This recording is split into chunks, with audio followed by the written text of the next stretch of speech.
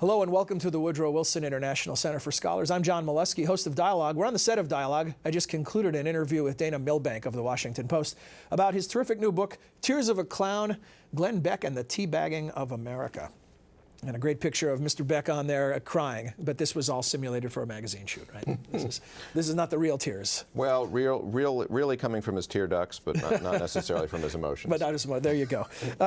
You know, we were just talking in the Dialogue interview about how significant a figure Glenn Beck is. Let me ask you a different question here. What category does Glenn Beck fall into? He's on a news channel, but you wouldn't call him a news anchor or a newsman. What is Glenn Beck? Think about this. When he was included in the Time 100 most important, influential people, the person who wrote his tribute was Sarah Palin.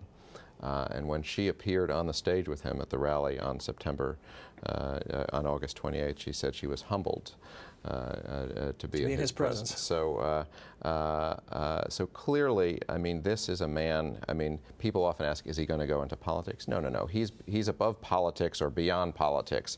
You know, if you are on the right in American politics, you're not going to get far without the imprimatur of Glenn Beck, which is essentially the imprimatur of the Tea Party movement. So even Sarah Palin needs Glenn Beck's blessings because there's still potential that she could run for elective office. There's more than just a small potential, and I think it's no accident she's been very close to Beck, and you will not see conservatives go out there and criticize Beck. It could be a career-ending move for them.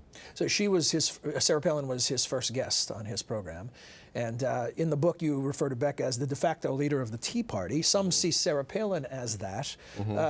What is the hierarchy there? Well, look, I mean, it's a leaderless movement, but if you know, among most influential people in the movement, to the participants, it would be Sarah Palin and it would be Beck. But while Palin still does have some ties to the Republican Party, Beck is all about that conservative movement. I mean, he's obviously closer to the Republicans, but he doesn't owe them anything.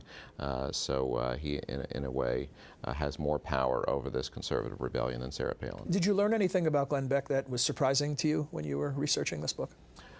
Well, you know, it's hard to remember what I learned about him and when, but yes, I was, I was surprised about, learning about where he was before and where his politics were before. And we're not talking the ancient past here. We're talking, 12 years ago, this man was a ponytail-wearing liberal who supported abortion rights. So, and I think that explains a lot in terms of, often sort of the converts become the most zealous, so whether it's a religion or whether it's somebody who's recovered from drug and alcohol addiction. So I think in the various conversions in his life made for this extraordinary zealotry. Does that suggest that Glenn Beck is just completely a showman who will change his act to remain relevant, or is there something more? I can't say that I certainly won't say that his religious conversion was irrelevant, right. was not genuine, and certainly even if you can't stand Glenn Beck, his recovery story is very compelling.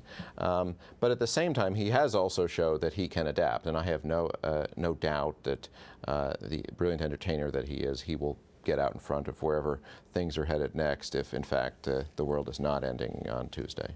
Dana, thanks, and good luck with the book. Continued success. And if you'd like to read the book, any bookstore on the planet or online will have this available to you right now. If you'd like to see a complete 30-minute interview with Dana, go to our website, www.wilsoncenter.org. Look on the upper right-hand side of the screen. You'll see a tab for Dialogue. Click that, and you'll find the complete program. Thanks.